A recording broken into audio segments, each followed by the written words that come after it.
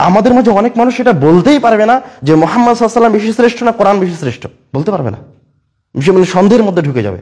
অথচ কোরআনুল কারীম মুহাম্মদ সাল্লাল্লাহু আলাইহি ওয়াসাল্লামের চেয়ে শত গুণ বেশি শক্তিশালী, লক্ষ কোটি গুণ বেশি শক্তিশালী। তার একটা উজ্জ্বল দৃষ্টান্ত দেখেন, উদাহরণ দেখেন। মানুষরা কিয়ামতের মাঠে উপস্থিত হবে, কিয়ামতের ভয়াবহতার কারণে ছোটাছুটি শুরু করে দিবে আমাদের বিচার কার্য সম্পূর্ণ করা হোক। সহিহ বুখারীর লম্বা হাদিস, ছোট্ট করে বলছি। তো প্রথমে তারা একজন নবীর কাছে আসবে, তারা আদমের কাছে যাবে, নূহের কাছে যাবে, ইব্রাহিমের কাছে যাবে। কেউ আল্লাহ রাব্বুল আলামিনের কাছে এসে শাফাত করার মতো হিম্মত দেখাবে না, সাহস করতেই পারবে না।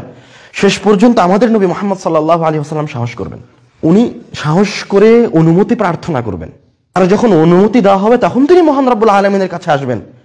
মহান রব্বুল আলামিনের কাছে এসে তার সামনে দাঁড়িয়ে কথা বলতে পারবেন না, তারা দরবারে তার পায়ে সিজদায় লুটিয়ে পড়বেন। তখন আল্লাহ রাব্বুল আলামিন বলবেন ইরফা, তাকে উঠতে বলবেন, তার মাথায় উঠতে বলবেন সাল তু'তা, তুমি চাও, তুমি কি চাচ্ছ আমি তোমাকে সেটা দিব।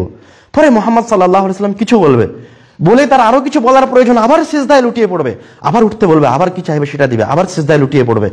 এইভাবে মুহাম্মদ সাল্লাল্লাহু আলাইহি ওয়াসাল্লাম আল্লাহর দরবারে গিয়ে শাফাত করবে।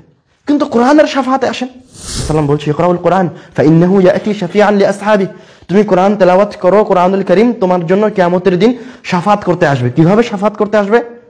এই হাদিসটা একটু লম্বা। ইকরাউজ যাহরাওয়াইন, অন্তত শক্তিশালী দুইটা সূরা তেলাওয়াত করো। প্রথমে অন্তত কোরআনুল কারীম তেলাওয়াত করো, যে পারে সম্পূর্ণ কোরআন তেলাওয়াত করো, যদি না পারে তো অন্তত কি করবে? যাহরাওয়াইন, শক্তিশালী দুইটা সূরা তেলাওয়াত করবে। কি কি শক্তিশালী দুইটি সূরা? আল বাকারা ও আলে ইমরান। সূরা বাকারা, আলে ইমরান পড়ো। কেন? فإنهما تأتيان يوم القيامة كأنهما غمامتان, তারা কিয়ামতের দিনে আকৃতি ধারণ করে উপস্থিত হবে। তাদের আকৃতি কি হবে? দুটি মেঘের খণ্ডের মতো। আও গায়ায়াতান, অথবা দুইটি সামিয়ানার মতো।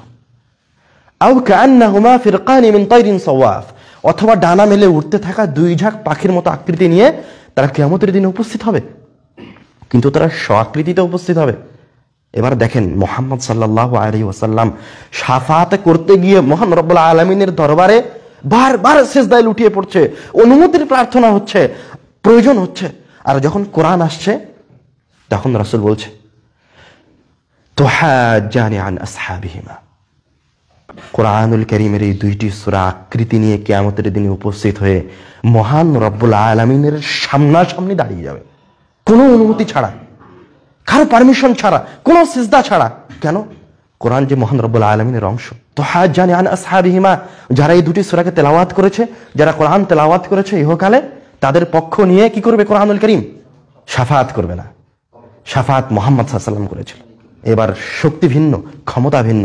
তুহাজ্জানি আন আসহাবিহিমা, মহান রব্বুল আলামিনের সাথে আপনার পক্ষ নিয়ে বাদানুবাদ শুরু করে দিবে, তর্ক বিতর্ক শুরু করে দিবে মহান রব্বুল আলামিনের সামনে কিয়ামতের দিন, যেদিন কারো কোনো ক্ষমতা থাকবে না। বলবে হে আল্লাহ, দুনিয়াবী জীবনে এই ব্যক্তি আমাকে তেলাওয়াত করেছে, তুমি তাকে কিভাবে জাহান্নামে নিয়ে যাবা? তর্ক করে এই দুনিয়াবী জীবনে আপনার সামনে যেমন দুইজন উকিল তর্ক বিতর্ক করে, ঠিক ওইভাবে এই সূরাগুলি মহান রব্বুল আলামিনের সাথে তর্ক বিতর্ক করবে। তারপর ওই ব্যক্তিকে এক পর্যায়ে জান্নাতে নিয়ে যাবে। এই কোরআন যেমন পরকালীন জীবনে আপনার পাশে দাঁড়াবে, ইহকালীন জীবনে আপনার পাশে দাঁড়াবে, কবরে গিয়েও আপনার পাশে দাঁড়াবে।